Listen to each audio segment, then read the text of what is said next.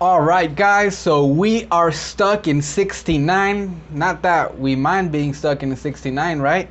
Sorry, I just had to do that stupid joke. So now that I've already told you my stupid joke, let's get the prepare for the CCHI video to 100 likes, guys. I know that we can do it. We are stuck in 69 likes. We have 31 more likes to go for the prepare for CCHI video to reach 100 likes, and that way we can post the MIP 21 video to YouTube. If you support us on Patreon, you already have access to MIP 21. Once we actually go ahead and get those 100 likes, we are going to be posting the video MIP 21 to YouTube, where you will get a chance to go ahead and comment on that video. We are going to pick 2 random comments, and the people who those 2 comments belong to are gonna get a chance to they're not gonna get a chance. They're well, yeah, if they want to, right? But we're gonna give them a chance. We're gonna give them MIP 22 exclusive links. No one in the world has those links. Just those 2 people are gonna have them. We're gonna give them a chance to record their interpretations to that video, and to go ahead and send us their recordings. That way we can give them some feedback. So I am very, very excited about this, and we are just 31% likes away from the 100 likes and being able to post the MIP 21 to YouTube. So let's get on that, guys. I know that we can do it. Hopefully we can get it this week. If not, I'm pretty sure we'll get it next week, but I can see it just around the corner. Alright, so let's get started. Hello and welcome to Unwind Sessions, where right after my shift I give the highlights of my workday and answer any questions that might have been asked at a previous session. My name is Juan. I am an English, Spanish, medical video, remote consecutive interpreter with over 4 years of experience. Today is Monday, August 9, 2021. Today I took a total of 30 sessions, video and audio sessions. There was a pretty long video session. It was a little bit over an hour, nothing exaggerated. So that was a little bit long. Other than that, there weren't really other highlights worth mentioning that would increase your knowledge or would give you like a more in-depth understanding of the type of calls that we deal with that I don't see every day. Alright, nothing out of the ordinary, no new vocabulary words or anything. So I'm just gonna get right into it, right into the good stuff. The 10 must-know physical therapy vocabulary words that you are here to see. So let's get started. And just to let you know, these definitions were obtained from cairo.org, melioguide.com, Google, physio-pedia.com, Wikipedia, dictionary.com, Merriam-Webster.com. And these are the 10 must-know physical therapy vocabulary words. So for word number 1, here it is gait belt, and the Spanish translation for that is cinturón de traslado. Now the definition for a gait belt is an assistive device which can be used to help safely transfer a person from a bed to a wheelchair, assist with sitting and standing, and help with walking around. It is secured around the waist to allow a caregiver to grasp the belt to assist in lifting or moving a person. When used properly, the belt protects the care recipient from falling and also protects the caregiver from injuring his or her back as they lift or move the care recipient. Now, gait belt is a very, very important tool for physical therapy, especially when the patient is getting up for the very first time to move, like after surgery, accident, whatever.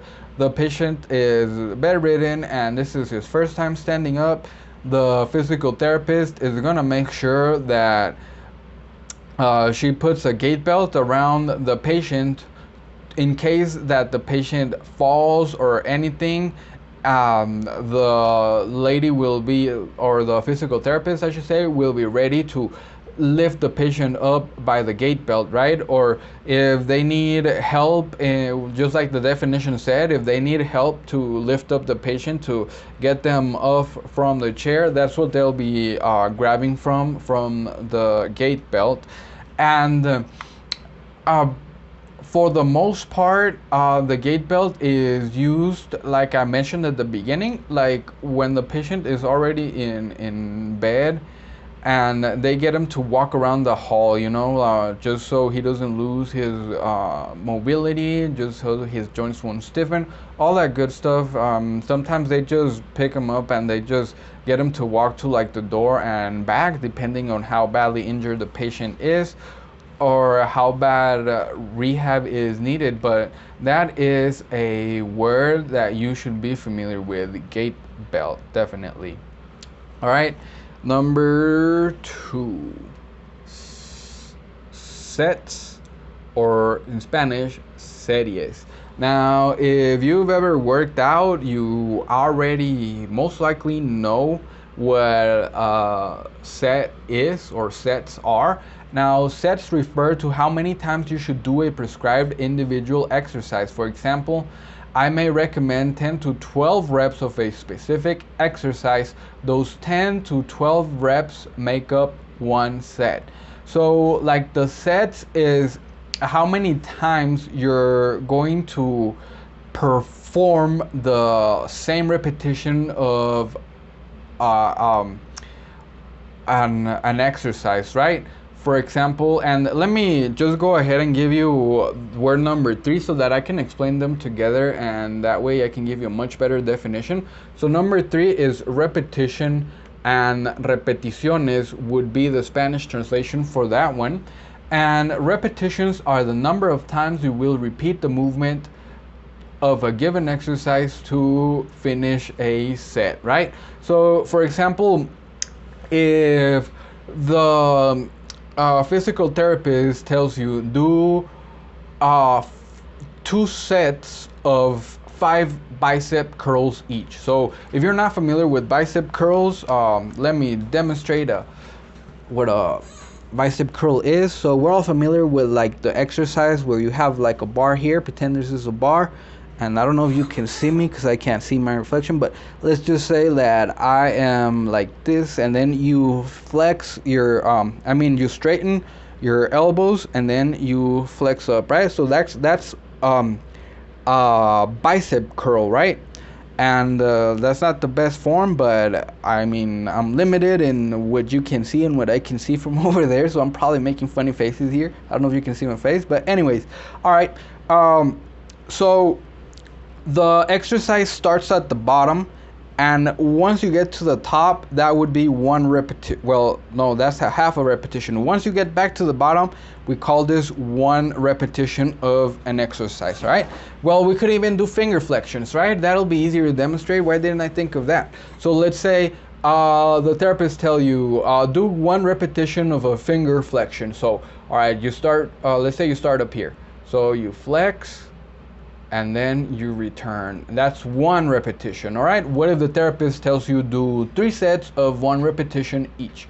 So, all right, you're going to do 1 repetition, and then there, you're finished. That's 1 repetition of the movement, and then you wait a little bit, rest, maybe 30 seconds. I don't know how long you need to rest, and then you go ahead and you try it again. You do 1 repetition for your second set, you rest, whatever, you do another repetition for your third set. So repetitions are the individual movements of the exercise, and sets are like the groups, the times of exercise you have to do for a set, for a group, right? So I don't think I'm defining that very well, so let me just think of another way that I can say it. All right, so repetitions are the individual movement of the exercise, and sets are the number of repetitions you have to do before you can take a rest. All right, I think that settles it, and that's pretty self-explanatory. All right, so moving on to word number 4. Vocabulary word number 4, that is prone, and in Spanish is boca abajo. Now, for some reason, let me define prone, right? Now, what is prone? Prone is lying flat, especially face downward. Now, boca abajo literally means face downward. So whenever you have to describe somebody getting in a prone position or lying flat on their belly, now if you tell them like that in Spanish, acuéstese de manera plana sobre su panza, I guarantee you the person is not gonna know what you're talking about, because that is not how it is said. Like in English, lie flat on your belly, that is something completely normal, but in Spanish it's not. And if you like translate it literally, it will not make sense to them, and they will not know what you're talking about. So every time they mention getting in a prone position or belly, always boca abajo. There's no way that you are going to go wrong with that one, because that's like the only way to say it, boca abajo, and they will know exactly what to say. Even in baby sessions, when they tell you gotta put the baby flat on his back, boca arriba, because if you póngalo plano sobre su espalda, I don't know what that is. All right, but it's just that that's not the way to say it. I mean, I don't know why they don't understand it, but I mean, that's language, right? I guess. All right, and number 5, where is it? Range of motion, rango de movilidad. I'm sorry, and I made a mistake on that one. This is range of motion, and right here is rango de movilidad. I made a mistake, and I just didn't want to go back and fix the whole thing, because if I can't erase just one thing. I need to erase everything that's on the board. So what is range of motion? It is the extent of movement of a joint measured in degrees of a circle. It is a joint movement, active, passive, or a combination or both, carried out to assess, preserve, or increase the arc of joint motion. Now, range of motion, like for example, a range of motion right here, that would simplify that I have full range of motion of this finger, right? And let's say if a person can only move their finger up to there and they're injured and they cannot move it past there, then of course, like the full range of motion, let's just say, and I'm not a physical therapist, so I'm probably giving you wrong information here, so this is just like for you guys to understand, but let's just say that full range of motion is 90 degrees, right? So then the person that can only bring it up to here, their range of motion is 45 degrees, right? So the ideal is to have full range of motion, and that's why they're doing the therapy, right? They want to get the full range of motion to 90 degrees. So that's how they measure to make sure that the physical therapy is really working to bring back the range of motion, right? That is not the only goal of physical therapy. There are more goals, like relieving pain, range of motion, I don't know what else, but there's a lot of goals of physical therapy. So range of motion is not only like the main goal, but it is one of the things that they use to measure, to make sure that the therapy is having progress. And to be honest, like when they do physical therapy, like just a couple degrees, 3, 4, 5 degrees is a lot, and that just really gets the patient motivated to keep on doing it. All right, and number 6. Number 6 is curl, which is what did I put here? Flexiones or enroscar. Where is it? Curl. flexiones o enroscar. Now this is a tricky one because it depends on what they're talking about, especially in physical therapy, and it depends a lot on of context. Like for example, if they tell you do a bicep curl, right, that exercise that is right here, then that exercise would not be said hay que enroscar los bíceps. No, that's not what you would say. You would say hay que hacer flexiones de bíceps. So what about if they tell you to curl your finger? Hay que hacer flexiones de dedos, yes, but you can also say enroscar el dedo, and that doesn't work like with the other exercise. So that is a tricky one. You are going to have to pay attention to the context to see how you're going to interpret that. Now, what is the definition for a curl? In weight training, to lift a weight using only the hands, wrists, and forearms. You know, like this, that's a curl.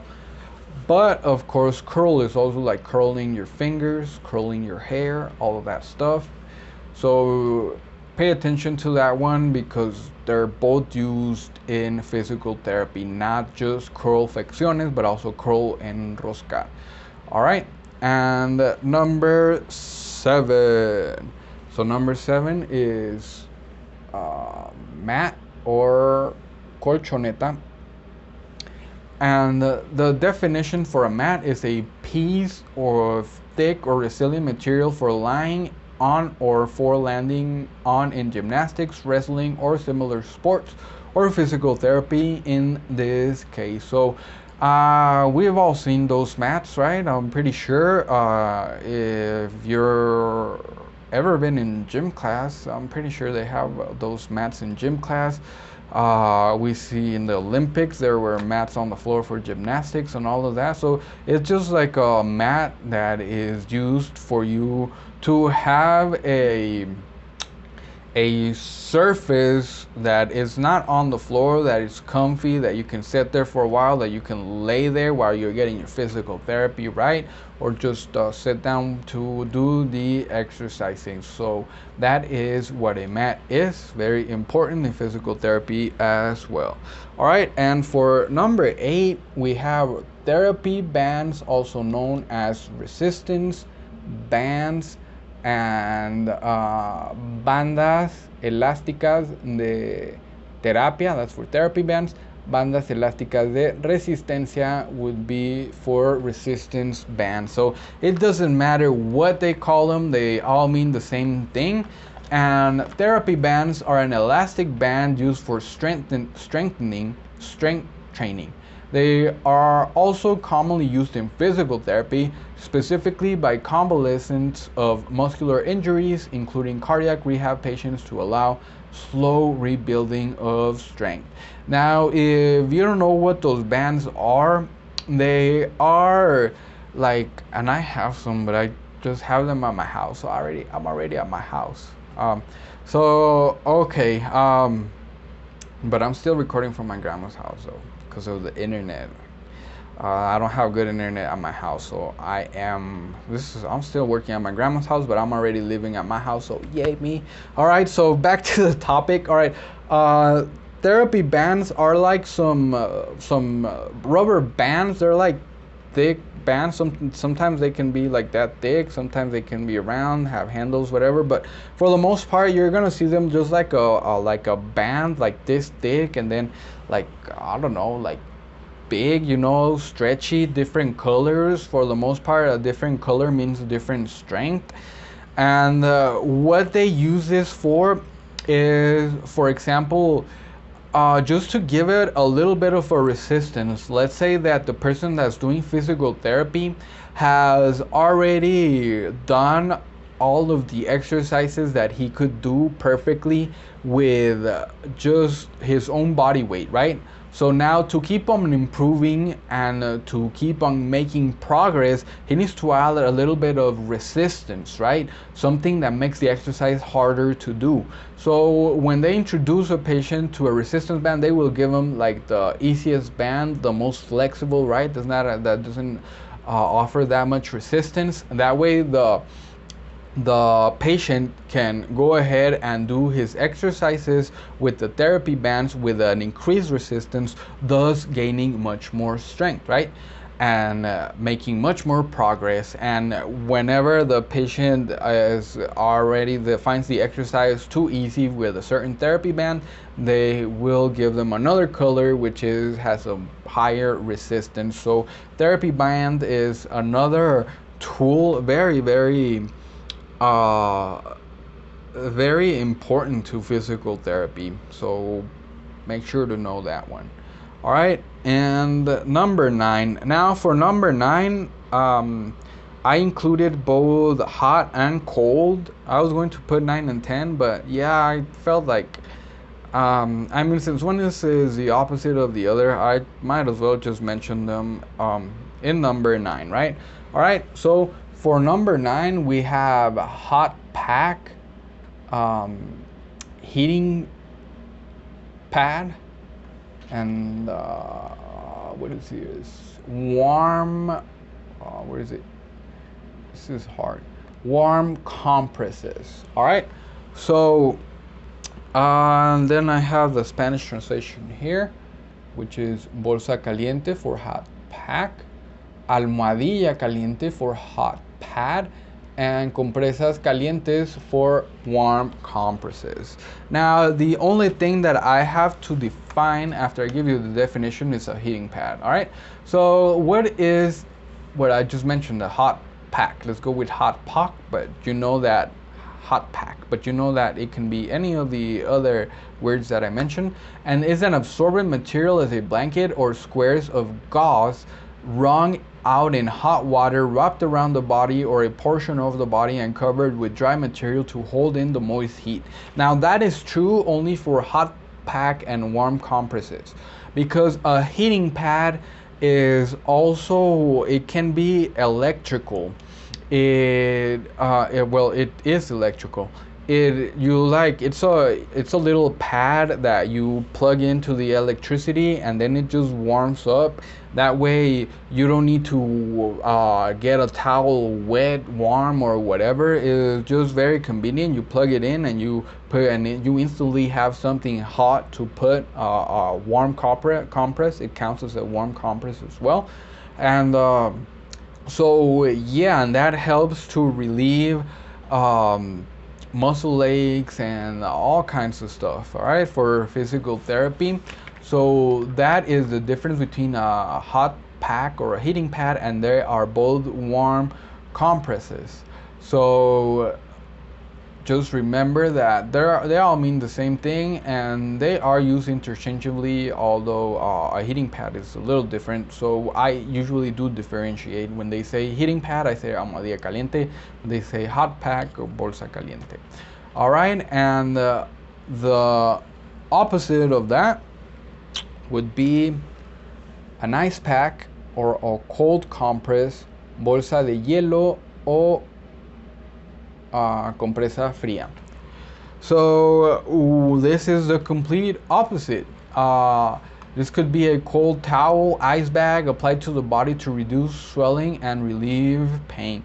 Now, a physical therapist will usually recommend one or the other, or they will just say, try whatever you try both and see what feels better and stick to that.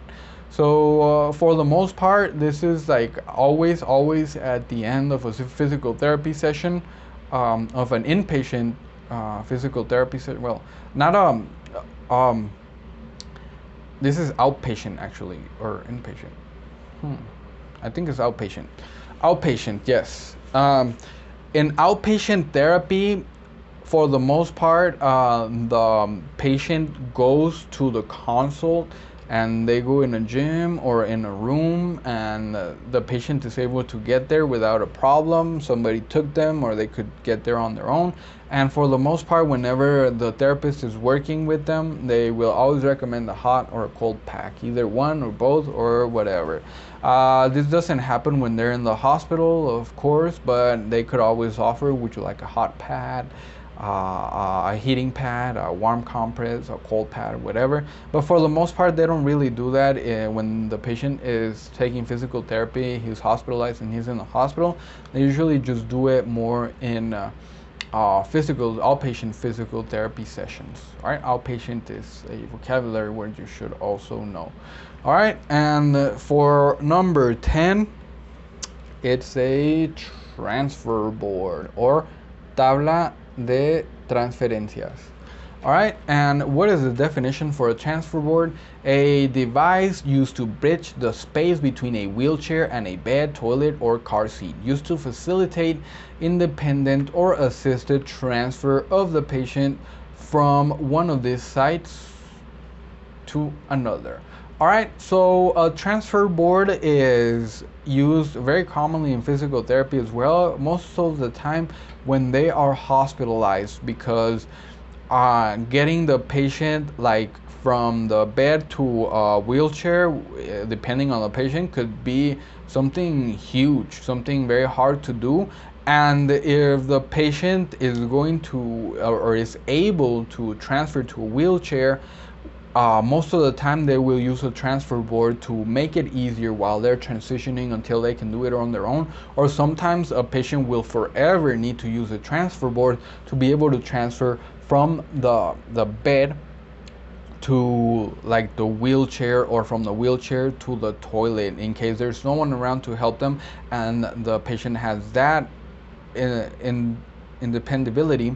Then a transfer board can be used for the patient to not injure herself or fall whenever they are getting into the toilet, or for example when they're getting into the shower chair, from a wheelchair to the shower chair, especially in a tub. You know, it can be very difficult because if a patient is in a wheelchair, most likely he's not going to be able to give that big step to get into the tub, right? So one way to do this is to for the patient to sit on the wheelchair, and then he's sitting on the wheelchair, he will put the patient will put a transfer board that goes from the wheelchair to the shower chair, and then the patient will sit on the transfer board, then while sitting, transfer one leg into the tub and the other leg into the tub, and voila, they are already in the shower chair and they can shower.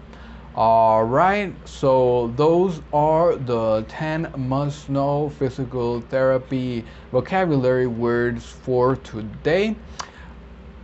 That is going to be pretty much it for today. Please leave your questions in the comments and I will answer some of them on the next session. Remember, if anything is time sensitive, you need me to answer now, leave so in the comments and I will get to it as soon as possible. That way you can get a timely answer and use it before your next test or whatever you need. All right, so I got you. All right, remember that I'll be here every Monday through Friday after work, and also remember that we have a Patreon page where with as little as just $1 of your support, you help to motivate us, you helped us to create much more content, and we give you access to all of the medical practice videos ad-free, scripts to those videos, answer sheets, vocabulary lists, and much more content. And most importantly, you will forever win a place inside of our heart. All right, a shout out to all of our patrons. We love you. Thank you guys for your support. A shout out to all of our subscribers. We also love you as well. Thank you guys. To everyone that has bought us a coffee, thank you. And to all of our viewers and you that are watching the end of this video, thank you so much for your support. We love each and every one of you. So thank you so much for watching. Please like and subscribe if you haven't done so for much more content. And don't forget to share. Happy interpreting. Goodbye.